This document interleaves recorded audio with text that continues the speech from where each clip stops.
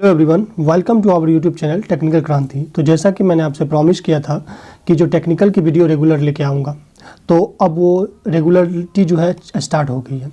तो आज का हमारा जो पहला टॉपिक है वो है डीसी मशीन। ऑलरेडी हम ट्रांसफार्मर के लेक्चर प्रोवाइड कर दिए आपको, और BEE यानी कि बेसिक इलेक्ट्रिकल इंजीनियरिंग के भी लेक्चर कंटिन्यूसली पैरेलल आ रही है, प्लस नॉन टेक की वीडियो लगभग कंप्लीट होने वाली है।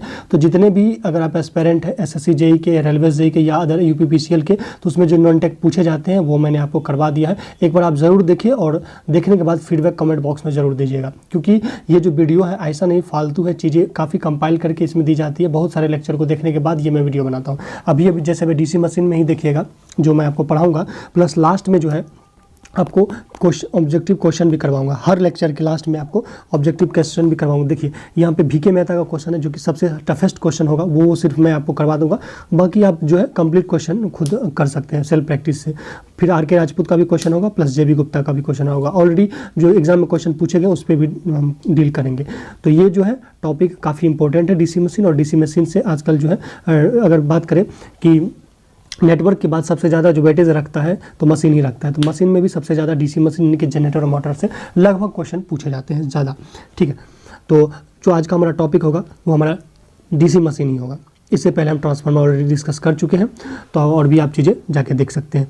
तो इस वीडियो में पूरा लास्ट तक देखते रहिए, और ये नोट्स आपको कहाँ से डाउनलोड करना है ये मैं लास्ट में आपको बता दूंगा, और भी चीज़ें जानकारी दूंगा। तो चलिए स्टार्ट करते हैं इस वीडियो को। सबसे पहले मैं आपको टॉपिक बता देता हूँ कि किस तरह से जो हमारा इस डीसी मशीन को कैसे कवर करेंगे। तो पहले आज की इस वीडियो में हम देखेंगे construction of DC machine. Purely हम कंस्ट्रक्शन देखेंगे और बेसिक ऑफ डीसी मशीन देखेंगे और बेसिक ऑफ वाइंडिंग देखेंगे। Winding, lap winding, wave winding, single layer winding, double layer winding, जो कि SSC के मेंस में भी पूछा गया था, ये सब चीज़ें देखेंगे।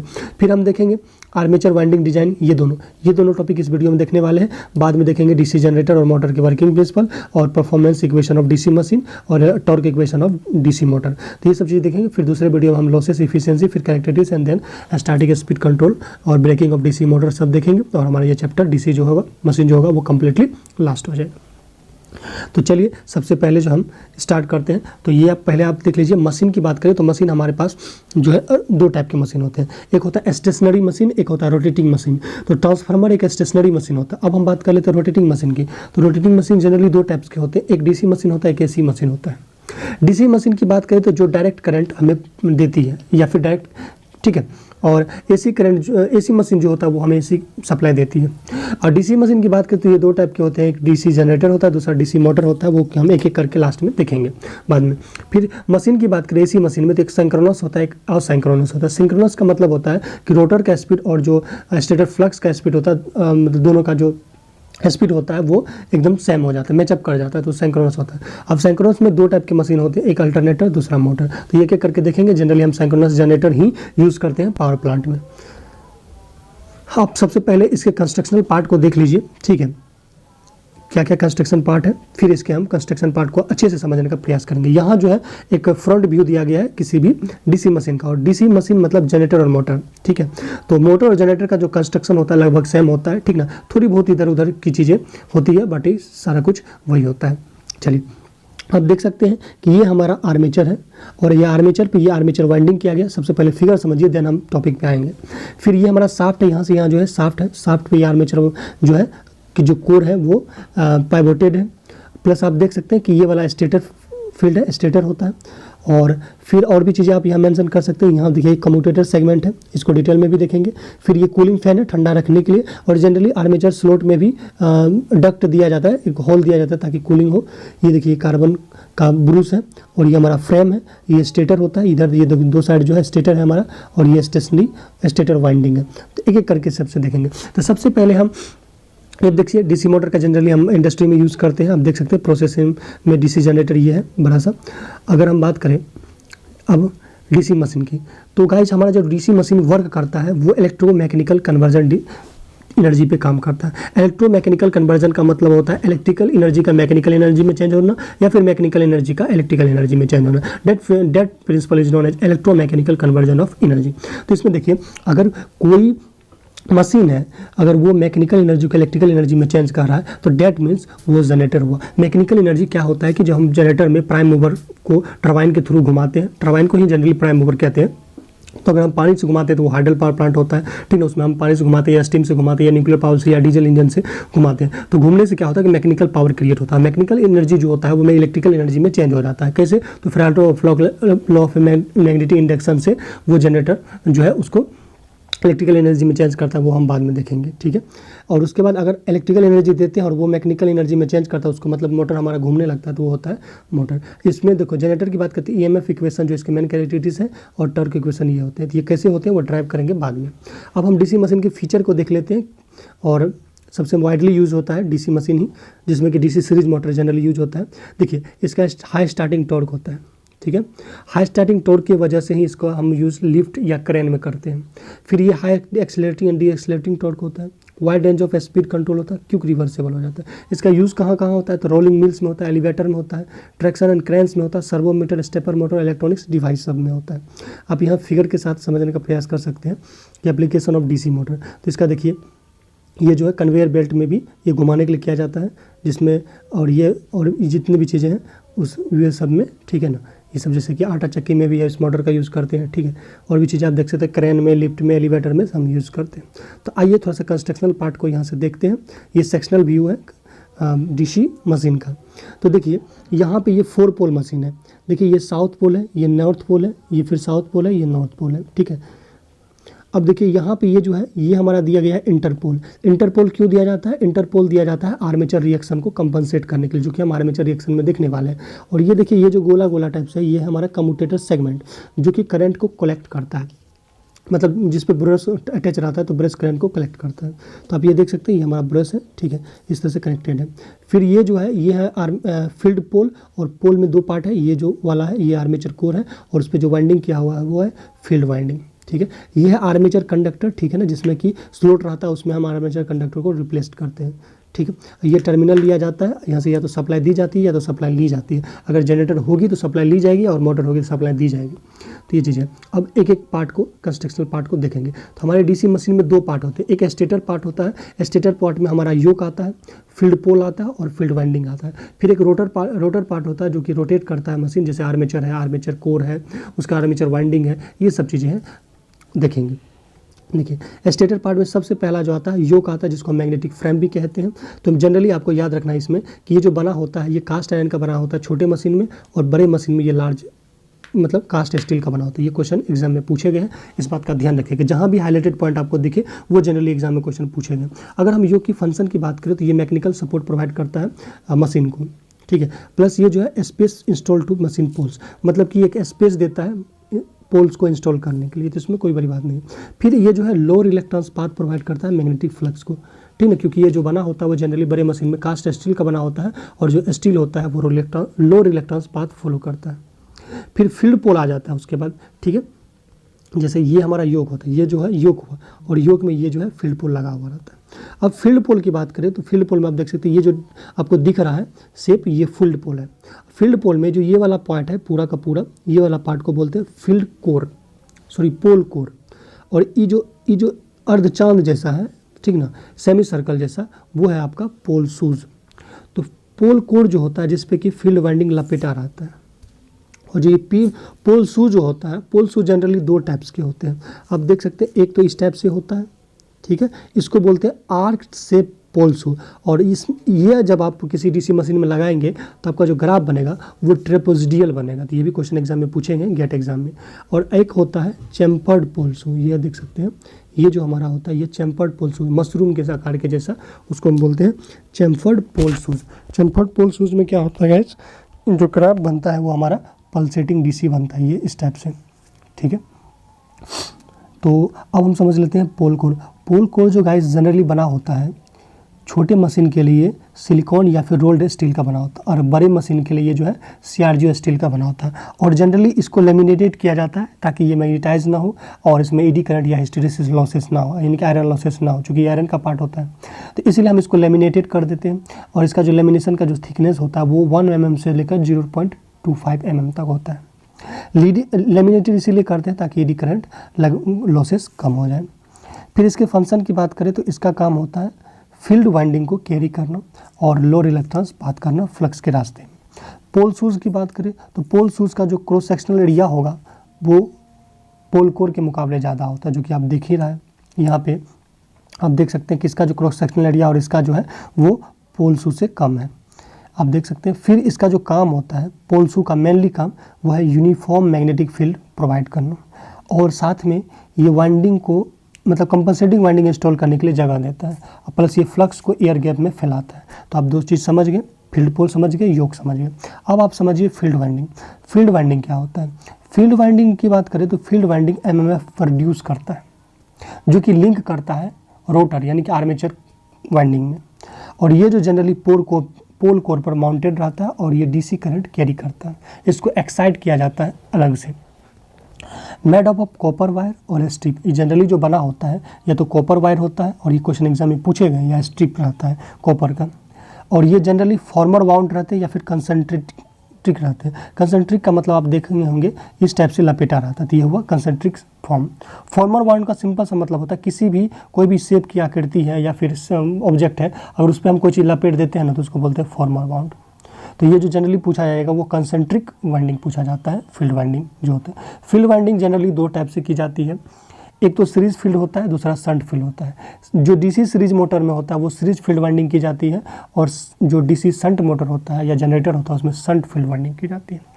और गाइस जो सीरीज फील्ड का रेजिस्टेंस कम रखा जाता है और इसका जो रेजिस्टेंस होता है वो ज़्यादा रखा जाता है। क्यों रखा जाता है थोड़ा सा समझिए। ये जो अगर मान लीजिए ये हमारा ईजी यानी कि ये जनरेटर है और ये बैक ये जो ईएमएफ जनरेट कर रहा है, अगर कोई फील्ड वाइंडिंग है जो कि इसके सीरीज में लगा हुआ है और मान लीजिए यहाँ पे लोड लगा हुआ है एल आर एल, ठीक है, तो अगर यहाँ पे इसका रेजिस्टेंस अगर ज़्यादा होगा, अगर सीरीज में चूँकि लगा हुआ है तो सीरीज में अगर रेजिस्टेंस ज़्यादा होगा इस फील्ड का तो क्या होगा, वोल्टेज का ड्रॉप होगा। सपोज मान लीजिए यहाँ से 200 वोल्ट जनरेट हुआ और ड्यू टू रेजिस्टेंस ज़्यादा होने की वजह से क्या हुआ, 20 वोल्ट का ड्रॉप हुआ, तो आउटपुट टर्मिनल हमें कितना मिला, 180 मिला, जो कि वोल्टेज रेगुलेशन को ख़राब कर देगा। इसीलिए जनरली हम सीरीज फील्ड वाइंडिंग को क्या करते हैं, उसका रेजिस्टेंस कम रखते हैं। इसके लिए हम क्या करते हैं, उसमें लेस टर्न देंगे, कम टर्न देंगे, कम कंडक्टर रहेगा तो क्या होगा, रेजिस्टेंस ऑलरेडी कम होगा, और थिक वायर देते हैं। थिक वायर इसीलिए देते हैं क्योंकि आपको मालूम हो आर इक्वल टू क्या होता है, रो अपन एल वाई। तो अगर आपका क्रॉस सेक्शनल एरिया बड़ा होगा तो रेजिस्टेंस ऑलरेडी कम होगा। तो ये देख लीजिए सीरीज फील्ड वाइंडिंग में क्या होता है कि रेजिस्टेंस कम रखा जाता है, जिसके लिए लेस टर्न करते हैं और थिक वायर रखते हैं। इसी तरह से शंट की बात करें तो इसका रेजिस्टेंस ज़्यादा होता है, ठीक ना।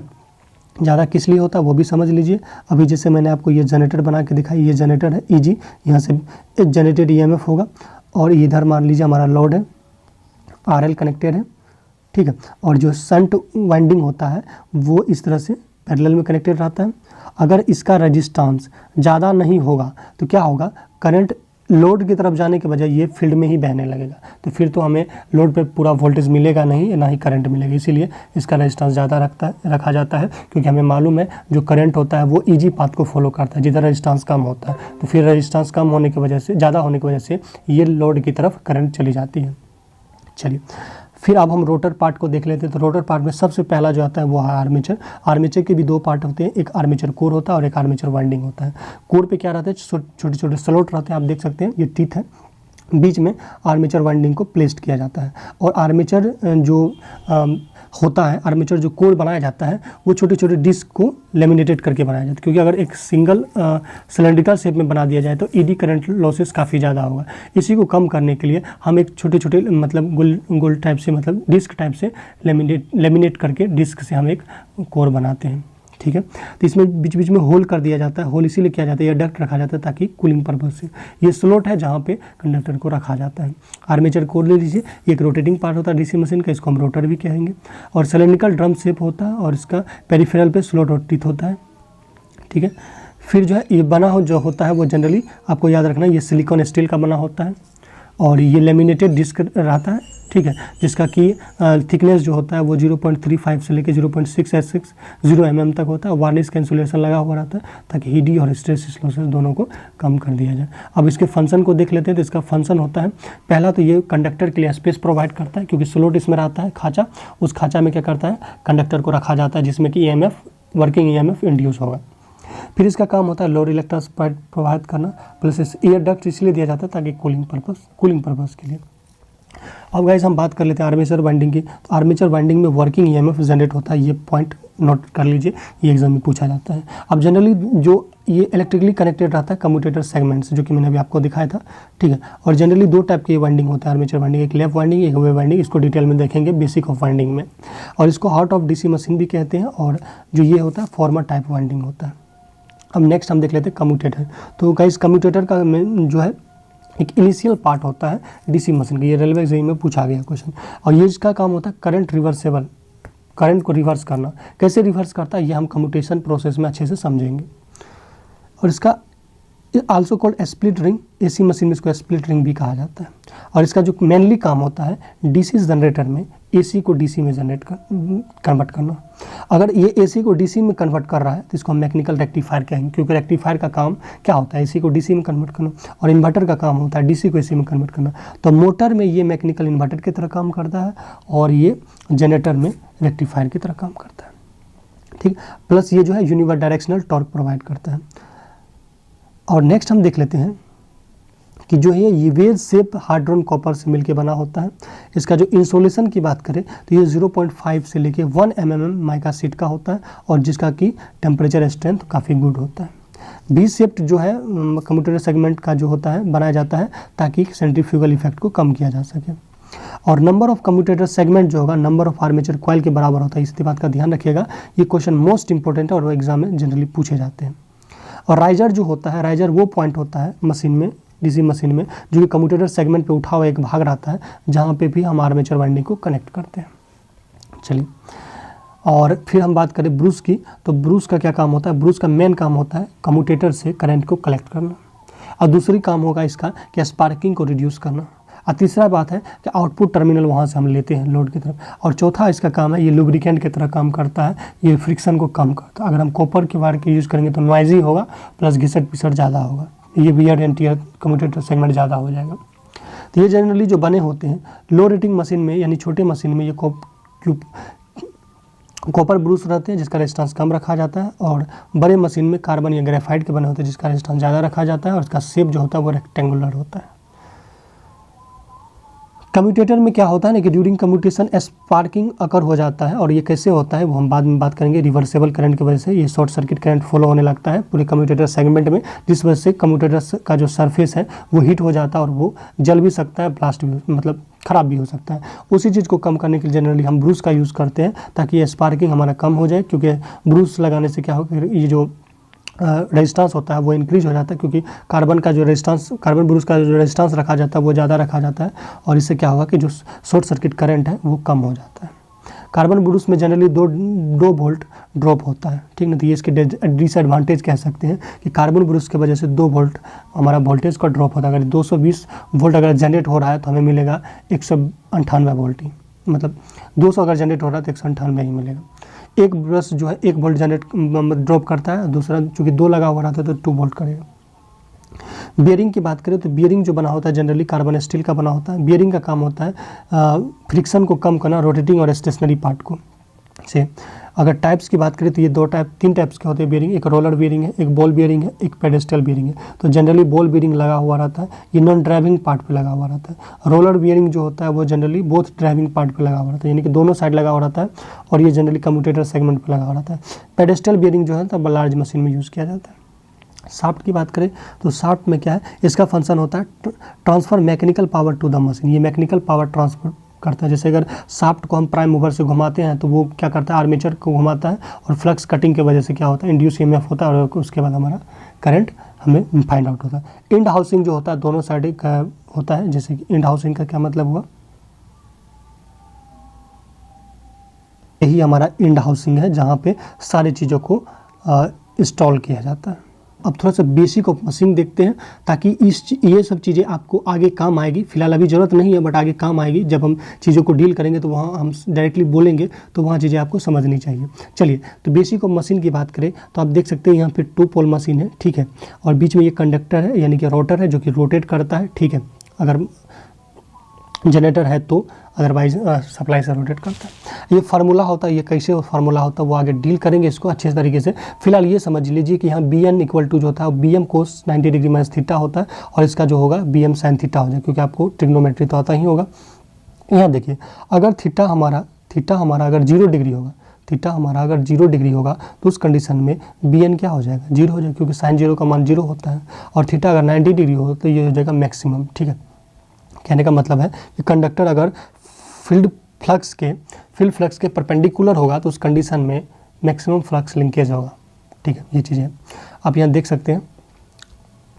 एक चीज़ बस और आप याद रखिए, जैसे हमारे पास 2 एक्सिस होता है, एक वाई एक्सिस होता है, एक एक्स एक्सिस होता है। तो एक्स एक्सिस को हम अभी जो चूँकि डीसी मशीन पढ़ रहे हैं तो हम एक्स एक्सिस वाई एक्सिस नहीं कहेंगे, हम कहेंगे डी एक्सिस, दूसरा कहेंगे क्यू एक्सिस।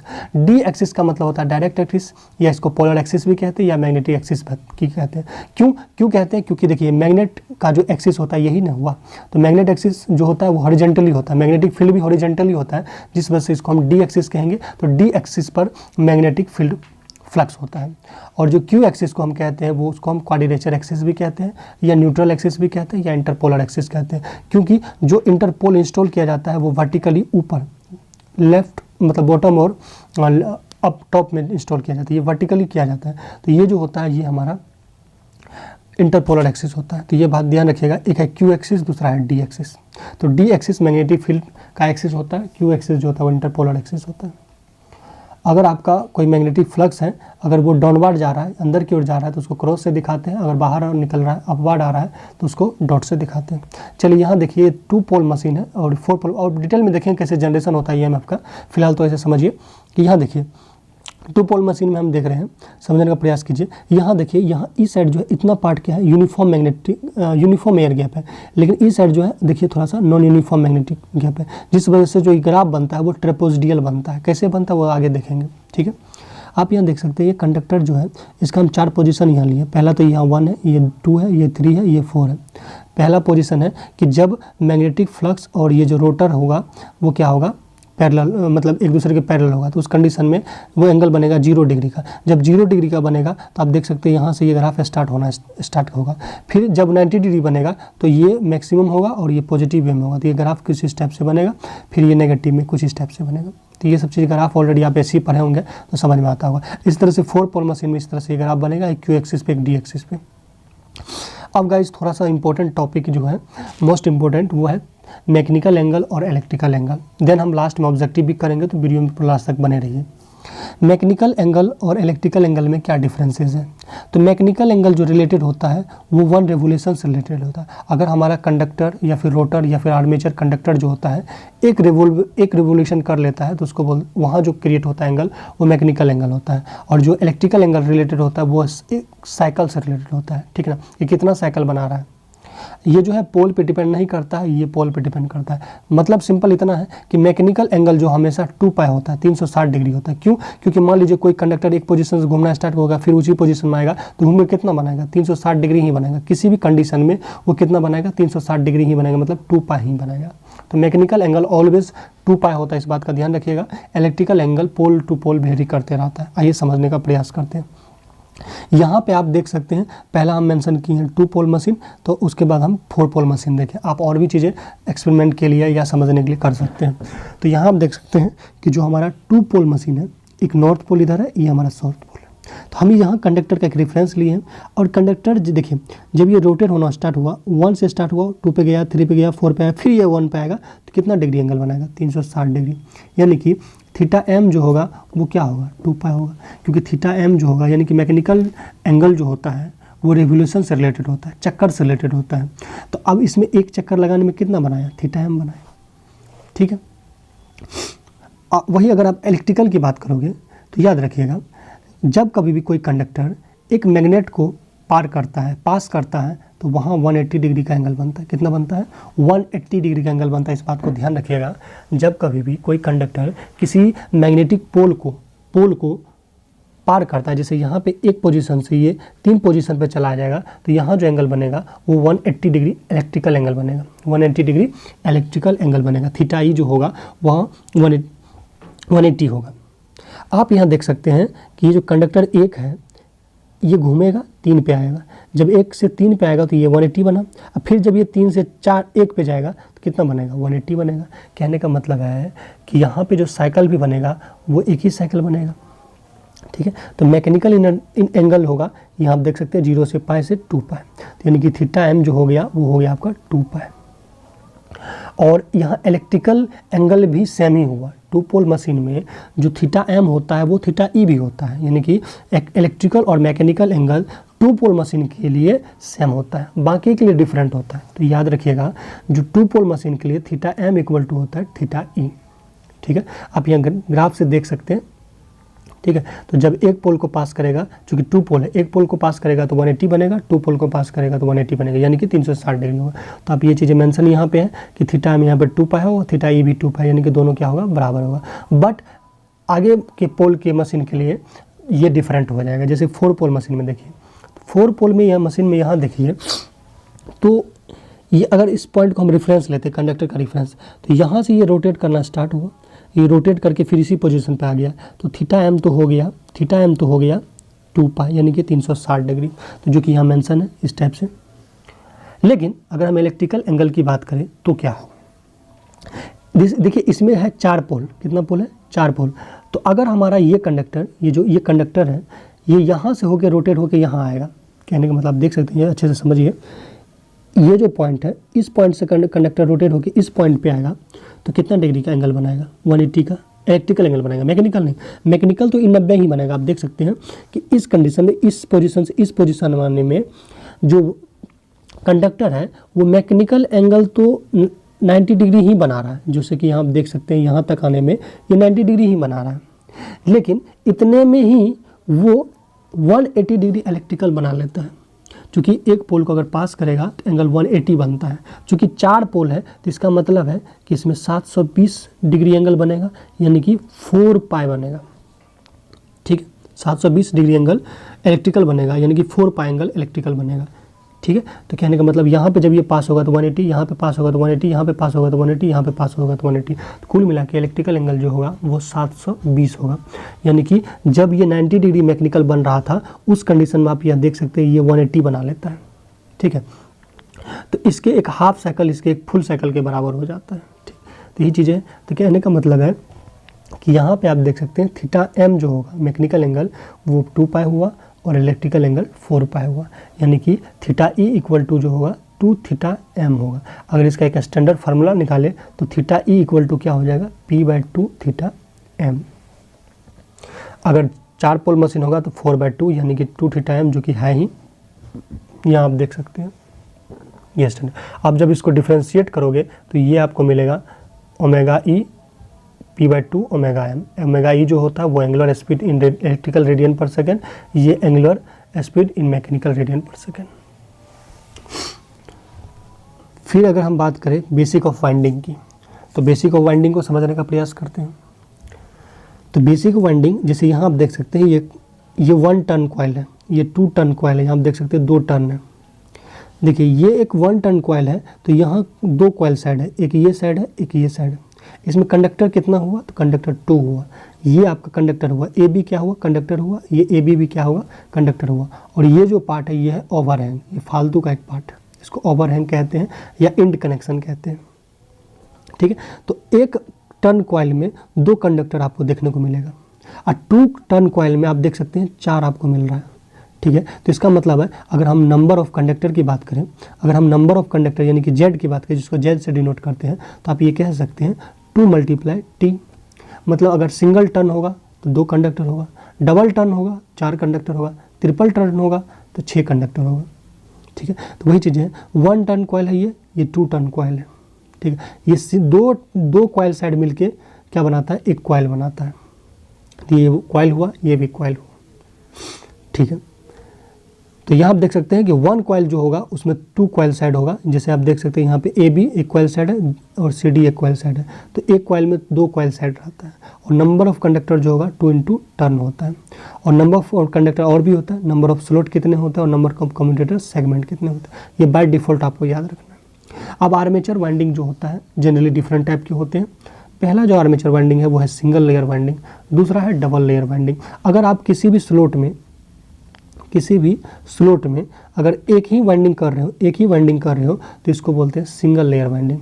अगर उसी में आप 2 वाइंडिंग कर रहे हो डबल, उसको बोलते हैं डबल लेयर वाइंडिंग। तो जनरली हम मोस्टली जो है डबल लेयर वाइंडिंग यूज़ करते हैं ताकि कॉपर कम यूज़ हो। सिंगल लेयर वाइंडिंग में क्या होगा, आप देख सकते हैं कि 1 कॉइल साइड इसमें occupy the total area of slot area.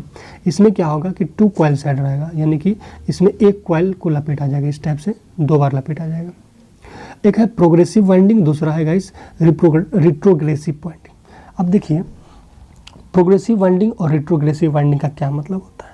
Progressive का मतलब होता है अगर आप आर्मेचर वाइंडिंग कर रहे हो तो जहाँ से आप स्टार्ट किए थे, अगर जहाँ से आप स्टार्टिंग स्लॉट के राइट अगर आपका आर्मेचर वाइंडिंग शिफ्ट हो रहा है तो उसको बोलते हैं प्रोग्रेसिव, मतलब आगे। अगर आगे शिफ्ट होगा तो वो होगा प्रोग्रेसिव। प्रोग्रेसिव मतलब क्या होता है, प्रोग्रेस करना। रिट्रोग्रेसिव का मतलब होता है अगर आपका आर्मेचर वाइंडिंग, जब आप आर्मेचर वाइंडिंग कर रहे हो तो स्टार्टिंग स्लॉट से वो अगर लेफ्ट की ओर आ रहा है तो उसको बोलेंगे रिट्रोग्रेसिव वाइंडिंग। इसमें जो है ये YR = YB + YF कैसे होता है वो आगे देखेंगे। तो पहले इसको समझने का प्रयास करते हैं, ये लेफ्ट राइट क्या मतलब हुआ। इस फिगर में आप देखिए, चूंकि ये लेव और वेव वाइंडिंग है तो यहाँ रिट्रोग्रेसिव और प्रोग्रेसिव आपको मैं समझाने का प्रयास करता हूँ। आप ये देखिए, ये स्टार्टिंग स्लॉट है, ठीक है, ये स्टार्टिंग स्लॉट है। आप ये देखिए, ये वाइंडिंग है, ये कॉइल है इस टाइप से, ये दूसरा टर्न का कॉइल है, ये पहला, ये कॉइल A है, ये कॉइल B है। तो जब ये कॉइल दूसरा वाइंडिंग हम कर रहे हैं, दूसरा कॉइल का वाइंडिंग कर रहे हैं, तो आप ये देख लीजिए, ये जो स्टार्टिंग स्लॉट से ये किधर शिफ्ट हो रहा है, राइट की तरफ शिफ्ट हो रहा है। क्या शिफ्ट हो रहा है, राइट की तरफ शिफ्ट हो रहा है। तो ये हमारा प्रोग्रेसिव टाइप वाइंडिंग हुआ। लेकिन इसमें आप देखिए, इस फिगर में आप देखने का प्रयास कीजिए, इस फिगर में चूँकि ये तो पहला कॉइल है, एक पहला कॉइल है और ये दूसरा कॉइल है। तो आप देख सकते हैं कॉइल B जो है वो स्टार्टिंग स्लॉट्स के लेफ्ट शिफ्ट हो रहा है, इसको इधर जाना चाहिए था, ई वाला स्लॉट को इधर आना चाहिए था, लेकिन ये पीछे जा रहा है। क्या जा रहा है, पीछे जा रहा है। 3 नंबर के स्लॉट से देखिए, ये जो टू कॉइल वाला है वो पीछे आ रहा है, यानी कि लेफ्ट की ओर आ रहा है। तो लेफ्ट की ओर आने की वजह से इसको हम रिट्रोग्रेसिव टाइप कहेंगे, ठीक है। और आगे देखेंगे बैक पिच फ्रंट पिच क्या होता है अच्छे से, तभी समझ में आ जाएगा कि ये YR = YB - YF ही क्यों हुआ, ये सब चीज़ें। तो समझ लीजिए कि जो लेप वाइंडिंग होता है वो एक रिट्रोग्रेसिव टाइप की वाइंडिंग होता है, और जो वेव वाइंडिंग होता है वो प्रोग्रेसिव टाइप की वाइंडिंग होता है, ठीक है। और जो लेप वाइंडिंग होता है उसमें कॉइल जो होता है कनेक्टेड रहता है पैरेलल में, जिस वजह से इसको हम पैरेलल वाइंडिंग या मल्टीपल वाइंडिंग भी कहेंगे। वेव में जो होता है कॉइल कनेक्टेड रहता है सीरीज में, इसलिए इसका नाम सीरीज या 2 सर्किट वाइंडिंग भी कहेंगे, क्योंकि इसमें 2 ही सर्किट रहता है। कितना रहता है, 2 ही सर्किट रहता है। आगे देखेंगे डिटेल में इसको। इसमें जो नंबर ऑफ पैरेलल पाथ होता है वो =P होता है, जितना पोल होता है उतना नंबर ऑफ पैरेलल पाथ होता है, जबकि इसमें 2 ही होता है। वेव में कितना होता है, ऑलवेज 2 ही होता है। इसके अगर टाइप की बात करें तो एक सिंप्लेक्स वाइंडिंग है। सिंप्लेक्स वाइंडिंग में A = P होता है, डुप्लेक्स में A = 2P होता है, ट्रिप्लेक्स में A = 3। तो यहाँ से MCQ बनते हैं, तो इस बात का ध्यान रखिएगा, न्यूमेरिकल में भी काम आएगा। और जो लैप वाइंडिंग जनरली यूज़ किया जाता है लो वोल्टेज और हाई करंट एप्लीकेशन के लिए यूज किया जाता है। और जो हमारा वेव वाइंडिंग होता है वो हाई वोल्टेज और लो करंट की एप्लीकेशन के लिए यूज किया जाता है। इसमें इक्वलाइजर रिंग की ज़रूरत पड़ती है। इक्वलाइजर रिंग क्या है वो आगे देखेंगे। और जो वेव वाइंडिंग में कोई इक्वलाइजर रिंग की ज़रूरत नहीं पड़ती है, बशर्ते इसमें डम्मी कॉइल का यूज़ पड़ता है। डम्मी कॉइल का इसलिए यूज़ पड़ता है क्योंकि चूँकि इसमें 2 ही वाइंडिंग की जाती है, 2 ही पैरेलल पाथ होता है, इस वजह से इसमें डम्मी कॉइल लगाया जाता है ताकि हम मैकेनिकली आर्मेचर को बैलेंस कर सकें। मैकेनिकल बैलेंस प्रोवाइड करने के लिए हम डम्मी कॉइल का यूज़ करते हैं। और लैप वाइंडिंग में लेस जनरेटेड EMF होने की वजह से इसका EMF इफिशियंसी भी कम होता है, और वेव में मोर EMF जनरेटेड होता है और इसका इफिशियंसी भी हाई हो जाता है। वाइंडिंग कॉस्ट की बात करें तो लैप वाइंडिंग में ज़्यादा होता है, और वाइंडिंग कॉस्ट की बात करें तो वेव में कम होता है, क्योंकि इसमें 2 ही टर्न की जाती है, 2 ही पैरेलल पाथ होता है। इसमें तो number of parallel path depend करता है पोल पे। और इसमें कम्यूटेटर पिच जो होता है, वेव में जो कम्यूटेटर पिच होता है 2 टाइम्स पोल पिच के होता है, और इसमें हमेशा 1 होता है, ऑलवेज 1 होता है। इस बात का ध्यान रखिए। कैसे 1 होता है, तो आप देखिए ये कम्यूटेटर पिच है, तो आप देखिए इसमें हर कम्यूटेटर सेगमेंट में कनेक्टेड है, 1 के बाद 2 पे कनेक्टेड है, 3 के बाद 4 5, तो ये कम्यूटेटर सेगमेंट होता है। कम्यूटेटर सेगमेंट या कम्यूटेटर पिच का मतलब ये हुआ कि आपका पहला कॉइल का जो फ्रंट एंड है वो कहाँ जुड़ा हुआ है और सेकंड का कहाँ जुड़ा हुआ है, इस बीच का डिस्टेंस कहलाता है पिच यानी कि कम्यूटेटर पिच। तो कम्यूटेटर पिच जो होता है लैप वाइंडिंग में एक होता है ऑलवेज, बाकी कुछ रिलेशन है, ये जरूरत पड़ता है। तो डमी कॉल मैंने आपको बता दिया है कि ये मैकेनिकल बैलेंस प्रोवाइड करता है और जनरली ये वेव वाइंडिंग के लिए रिक्वायर किया जाता है। इसका कोई कनेक्शन आर्मेचर कंडक्टर या फील्ड कंडक्टर से नहीं रहता है, ये सिर्फ डमी कॉइल से प्रोवाइड कर दिया जाता है ताकि मैकेनिकली बैलेंस बना रहे। अब सबसे मोस्ट है जहाँ से क्वेश्चन आपके फ्रेम किए जाते हैं वो है टाइप ऑफ पिच। पिच की मतलब होता है डिस्टेंस, पिच का मतलब शायद याद रखिएगा डिस्टेंस। ये है हमारा पहला है फ्रंट पिच, दूसरा है बैक पिच। फ्रंट पिच का मतलब होता है distance between two coil side at the same commutator segment और and is known as front pitch. और बैक पिच का मतलब होता है distance between top and bottom coil side of one is known as back pitch. और उसके बाद resultant pitch होता है, उसके बाद हमारा कम्यूटेटर पिच होता है। आइए इसको समझने का प्रयास करते हैं इस फिगर से, ठीक है। देखिए ये जो हमारा है ये कम्यूटेटर सेगमेंट है, ये भी कम्यूटेटर सेगमेंट। तो यहाँ पे आप देख सकते हैं कि जो YF है ये है फ्रंट पिच और YB जो है वो बैक पिच है और YR जो है वो रिजल्टेंट पिच है और YC जो है वो कम्यूटेटर पिच है। इस तरह से इसमें भी आपको देखने को मिलेगा। तो अब हम डिफाइन करते हैं कि फ्रंट पिच कहते हैं किसको है। फ्रंट पिच का मतलब होता है कि अगर कॉइल का कोई दो साइड, अगर कॉइल का कोई दो साइड एक ही कम्यूटेटर सेगमेंट पे अटैच हो तो उसके बीच का डिस्टेंस फ्रंट पिच कहलाता है। क्या कहलाता है? फ्रंट पिच कहलाता है। अगर टू कॉइल साइड एक ही कम्यूटेटर सेगमेंट पे अटैच हो तो उसके बीच का डिस्टेंस क्या कहलाता है? फ्रंट पिच कहलाता है। आप यहाँ देख सकते हैं एक ये वाला कॉइल साइड, एक ये वाला कॉइल साइड, देखिए या ये टू पे ही जुड़ा हुआ है, तो इस बीच का डिस्टेंस जो कहलाएगा वो फ्रंट पिच कहलाएगा।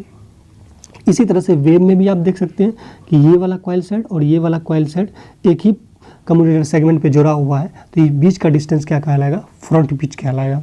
बैक पिच की बात करें तो बैक पिच की बात करें तो ये एक फ्रंट वाला, ये एक ये वाला यहाँ से मतलब एक कॉइल का हम कह सकते हैं डायरेक्ट। अगर सिंपल सा लैंग्वेज में समझिएगा तो ये समझ लिए ये जो एक टर्न है, एक कॉइल का जो टर्न है इसके बीच का डिस्टेंस क्या कहलाता है? बैक पिच कहलाता है। आप इधर भी देख सकते हैं कि एक टर्न जो कॉइल का है दोनों कॉइल साइड के बीच का डिस्टेंस क्या कहलाता है? बैक पिच कहलाता है।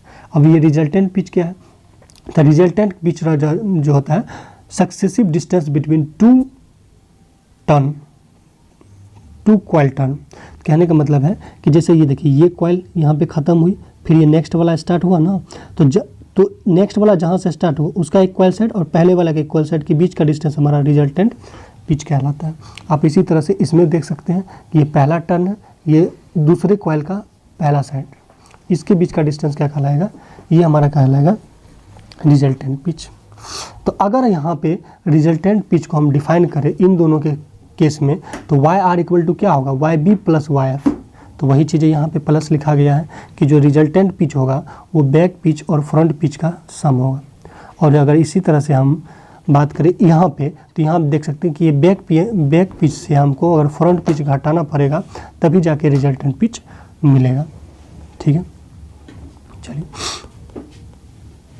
आई होप ये समझ गए होंगे कि यहाँ माइनस क्यों हुआ, वहाँ प्लस क्यों हुआ। तो जनरली कंडीशन में माइनस इसलिए लिया जाता है, लेफ्ट वाइंडिंग में माइनस या रिट्रोग्रेसिव टाइप वाइंडिंग में माइनस लिया जाता है और बाकी में प्रोग्रेसिव में प्लस लिया जाता है। तो अब एक लास्ट टॉपिक बचा हुआ है, वो है हमारा पोल पिच और पोल आर्क। ये पोल पिच क्या है और पोल आर्क क्या है? तो पोल पिच का गाइज मतलब सिंपली होता है दो पोल के बीच का डिस्टेंस पोल पिच कहलाता है। दो पोल के बीच का एंगुलर डिस्टेंस पोल पिच कहलाता है। आप यहाँ देखिए ये पोल है, एक ये पोल है, इन पोल के बीच का जो ये डिस्टेंस कहलाएगा एंगुलर डिस्टेंस वही कहलाएगा हमारा पोल पिच एंगल में। बाकी स्लोट में भी ये डिफाइन किया जाता है, पोल पिच को स्लोट पर पोल में भी डिफाइन किया जाता है और ये इसका जो रेशियो होता है हमेशा 70 से 75% होता है। और ये जो पोल आर्क है, ये जो मुंह निकला हुआ रहता है इसको बोलते हैं पोल आर्क। तो पोल आर्क हमेशा पोल पिच से छोटा होता है या बराबर होता है। बराबर जनरली डीसी मशीन में होता है और ये एसी मशीन में ग्रेटर देन होता है। तो आप देख सकते हैं कि ये जो पोल आर्क है वो पोल पिच से क्या होता है? छोटा होता है। अगर हम फुल पिच या शॉर्ट पिच की बात करें तो इससे पहले हम कॉइल स्पैन या कॉइल पिच को देख लेते हैं, देन ये समझ में आएगा। आइए समझते हैं कॉइल पिच या कॉइल स्पैन। कॉइल पिच का मतलब होता है कि distance between two coil side of A coil in the term of armature slot. Also called armature pitch, या फिर ये हमेशा इवन होता है। आइए समझते हैं।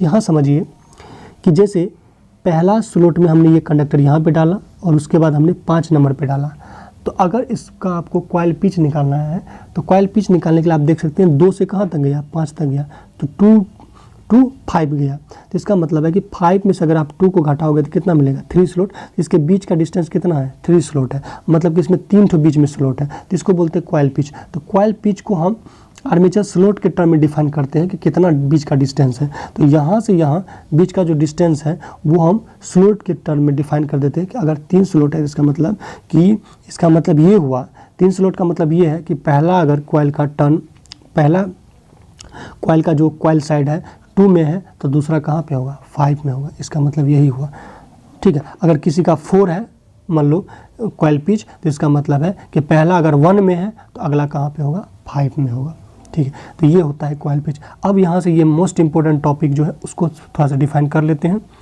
कि फुल पिच वाइंडिंग क्या होता है। फुल पिच वाइंडिंग होता है कि अगर आपका कॉइल पिच और पोल पिच दोनों बराबर होगा तो उस वाइंडिंग को हम फुल पिच वाइंडिंग कहेंगे। और इसमें जो है कॉपर काफ़ी ज़्यादा रिक्वायरमेंट होता है ओवरहैंग की वजह से, ठीक है। और शॉर्ट पिच की बात करें तो अगर आपका पोल पिच से कॉइल पिच जो होगा वो अगर कम होगा तो उस कंडीशन में उसको हम शॉर्ट पिच कहेंगे। या सिंपल समझ लीजिए, अगर पोल पिच जो निकलेगा यानी कि S/P जो निकलेगा, अगर वो होल नंबर में निकला तो आप समझिएगा वो फुल पिच है। अगर वो डेसिमल या फ्रैक्शन में निकलेगा तो समझ जाइएगा वो शॉर्ट पिच में है। आइए समझने का प्रयास करते हैं। यहाँ पे आप देख सकते हैं ये कॉइल पिच है। कॉइल पिच होता है 2 कॉइल के बीच का distance in the term of slot. तो ये तुम्हारा कॉइल पिच हुआ या कॉइल स्पान हुआ, और ये 2 मैग्नेट है, 2 मैग्नेट के बीच का जो डिस्टेंस होता है एंगुलर डिस्टेंस, वो पोल पिच कहलाता है। तो यहाँ आप देख सकते हैं कि जो पोल पिच का लेंथ है वही तो कॉइल पिच का लेंथ है। तो इस कंडीशन में इसको हम बोलेंगे फुल पिच वाइंडिंग। क्या बोलेंगे, फुल पिच वाइंडिंग। जब न्यूमेरिकल इस पर डील करेंगे तो अच्छे से समझ में आ जाएगी। फिर आप देखिए शॉर्ट पिच कहेंगे तो शॉर्ट पिच में क्या होगा कि जो ये वाइंडिंग होगा, पोल पिच तो ये हमेशा फिक्स रहेगा क्योंकि पोल तो हमेशा फिक्स रहता है। अगर ये वाइंडिंग यहाँ पे कर देंगे तो आप देखिए ये जो कॉइल पिच होगा उस पोल पिच से छोटा हो जाएगा। आप समझने का अगर प्रयास कीजिएगा तो यहाँ देखिए ये जो चीज़ें हैं, यहाँ से यहाँ 2 पोल है तो 2 पोल के बीच का डिस्टेंस पोल पिच कहलाता है। तो अगर पोल पिच के अकॉर्डिंग ही हम अगर कॉइल पिच होगा, जितना लेंथ पोल पिच का होगा उतना ही लेंथ अगर कॉइल पिच का होगा तो हम उसको कहेंगे फुल पिच वाइंडिंग। तो आप यहाँ देख सकते हैं यहाँ से लेके, तो अगर एक कंडक्टर यहाँ पे इंस्टॉल कर रहे हैं, कंडक्टर यहाँ पे कर रहे हैं तो ये क्या कहलाएगा, फुल पिच। लेकिन एक कंडक्टर यहाँ पे है और उस फुल पोल पिच से पहले अगर इंस्टॉल कर लेते हैं तो वो कहलाएगा शॉर्ट पिच, ठीक है। चलिए अब क्वेश्चन से समझने का इसको प्रैक्टिस करते हैं। देखिए ये क्वेश्चन है पहला, तो अगर आप डायरेक्ट सिंपल क्वेश्चन पूछा जाएगा कि स्लॉट दिया रहेगा 12 है, पोल 2 है तो पोल पिच निकालो, तो पोल पिच हो गया 6 हुआ तो फुल पिच होगा। अगर ये डेसिमल के फॉर्म में रहता तो शॉर्ट पिच होता, सिंपल बात। एक क्वेश्चन से आप समझने का प्रयास कीजिए, अच्छे से समझ में आ जाएगा। देखिए यहाँ पे फिगर दिया हुआ है, एक तो स्लॉट 12 दिया गया है और पोल 2 गया है, और ये फिगर मेंशन कर दिया कि यहाँ कॉइल ए है, ये कॉइल बी है। अब यहाँ से अगर सबसे पहले तो आपको डिफाइन करना है कि पोल पिच निकालना है। क्या निकालना है, पोल पिच। तो पोल पिच गाइज होता है S/P, number of slot number of pole. तो अगर स्लॉट की बात करो तो स्लॉट आपका 12 दिया हुआ है और पोल दिया हुआ है 2। इसका मतलब पोल पिच कितना हुआ, 6 हुआ। और पोल पिच कभी भी चेंज नहीं हो, क्योंकि जो मैग्नेट का पोल होता है, जो मैग्नेटिक फील्ड हम बनाते हैं या मैग्नेटिक पोल बनाते हैं वो तो चेंज नहीं होता। 4 है तो 4 ही रहेगा, 2 है तो 2 होगा। तो पोल पिच क्या होगा, ऑलवेज फिक्स्ड रहेगा, सेम होगा। तो वही चीज़ें यहाँ मेंशन कर दी है कि जो पोल पिच होगा 6 के 6 ही रहेगा। अगर हम कॉइल ए की बात करते हैं तो आप ये देख लीजिए कॉइल ए का पहला साइड कहाँ पे है, ए पे है, और दूसरा साइड कहाँ पे है, आप देख सकते हैं दूसरा साइड यहाँ पे 7 पे है, दूसरा साइड इसका 7 पे है। तो अगर आप इसका कॉइल पिच निकालिएगा तो कॉइल पिच क्या होगा, 1 to 7 यानी कि 7 - 1 यानी कि 6। तो यहाँ पे आप देखते हैं कि आपका पोल पिच भी 6 है और कॉइल पिच भी 6 ही है। तो इस कंडीशन में ये दोनों बराबर हुआ, कॉइल स्पैन और या कॉइल पिच इक्वल टू है पोल पिच। इसका मतलब है कि आपका जो वाइंडिंग है वो फुल पिच वाइंडिंग है। अगर यही चीज़ें मान लीजिए एक स्लॉट को हम शॉर्ट सर्किट कर देते हैं, या फिर इस 7 के जगह इस स्लॉट को शॉर्ट सर्किट कर देते हैं, या 7 के जगह 6 में अगर हम डाल देते हैं दूसरे मतलब कॉइल के एक दूसरे साइड को, तो क्या होगा, उस कंडीशन में आप देख सकते हैं कि पोल पिच तो 6 ही होगा, लेकिन अगर आप इसका कॉइल पिच निकालिएगा तो कॉइल पिच 1 से लेकर 6 होगा, तो 6 - 1 कितना होगा, 5 होगा।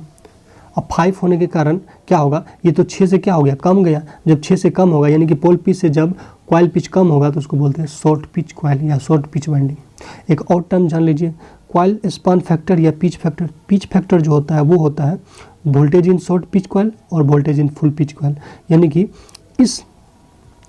ये जो 6 में कितना वोल्टेज जनरेट हुआ और 7 में कितना वोल्टेज जनरेट हुआ, ये फुल पिच हुआ, ये शॉर्ट पिच हुआ। तो शॉर्ट पिच में कितना वोल्टेज जनरेट हो रहा है और फुल पिच में कितना वोल्टेज जनरेट हो रहा है, दोनों को रेशियो को हम पिच फैक्टर कहते हैं। और एक डिस्ट्रीब्यूशन फैक्टर होता है जो कि होता है phasor sum of coil voltage per phase और उसके बाद arithmetic sum of coil voltage per phase. तो अब हम कुछ टर्म को ध्यान देख लेते हैं और उसके बाद हम ऑब्जेक्टिव को डील करेंगे। तो ये चीज़ें हैं, ये एडवांटेज डिसएडवांटेज ये आपको काम आ जाएगी। तो ये इंपॉर्टेंट PYQ क्वेश्चन है जो एग्जाम में बार बार पूछे जाते हैं। अब थोड़ा सा ऑब्जेक्टिव डील करते हैं। कुछ हार्ड क्वेश्चन है, तो हार्ड क्वेश्चन को यहाँ देख लेते हैं कि जो वर्किंग EMF होता है, जो working part of DC machine होता है वो आर्मेचर वाइंडिंग होता है। और जो आर्मेचर वाइंडिंग पे DC machine is placed on the rotor due to facility commutation. जो हार्ड है मैं वो आपको बता देता हूँ। आप यहाँ देख सकते हैं कि ये जो है योक ऑफ DC मशीन जो कैरी करता है वो 1/2 ऑफ पोल प्लग्स या फील्ड प्लग्स कैरी करता है। कैसे, तो यहाँ पे इस फिगर के आप देख सकते हैं। यहाँ पे देखिए ये जो फ्लक्स है आधा तो उसमें जा रहा है, आधा इसे जा रहा है, ठीक ना।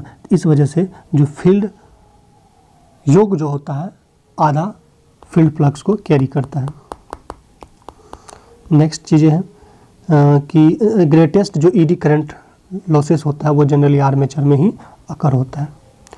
फिर देख लेते हैं, फिर एक बात याद रखिएगा कि जो लैप वाइंडिंग में नंबर ऑफ ब्रूसेस जो होता है नंबर ऑफ पोल के बराबर होता है। और ये याद रखें, ऑलरेडी हम डील कर चुके हैं कि कम्यूटेटर पिच जो वेव में होता है वो 2 टाइम्स पिच के होते हैं। और यहाँ पे 27 नंबर का एक न्यूमेरिकल क्वेश्चन उसको देख लेते हैं। ये SSCJ में पूछा गया। देखिए यहाँ पे 8 पोल का मशीन दिया गया है और वोल्टेज तो फालतू में दे दिया है। 8 पोल का मशीन दिया है, वेव जनरेटर जो है 400 कंडक्टर है, वेव में 400 कंडक्टर है। आपको बताना है कि if the generator is two lap winding, अगर इसको लैप वाइंडिंग किया जाए तो नंबर ऑफ कंडक्टर का कितना जरूरत पड़ेगा। मतलब कि वेव वाइंडिंग था, 8 पोल का मशीन है, 400 कंडक्टर था, अगर उसको लैप वाइंडिंग करेंगे तो कितना कंडक्टर की जरूरत पड़ेगा। तो आप देख लीजिए इसका फॉर्मूला जो होगा, देखिए वेव में तो होगा Z/2 और जो लैप में होगा वो Z/P होगा। तो चूंकि आपको वेव में दिया गया है तो वेव में दिया गया है आपका 400 कंडक्टर, तो 400/2 होगा।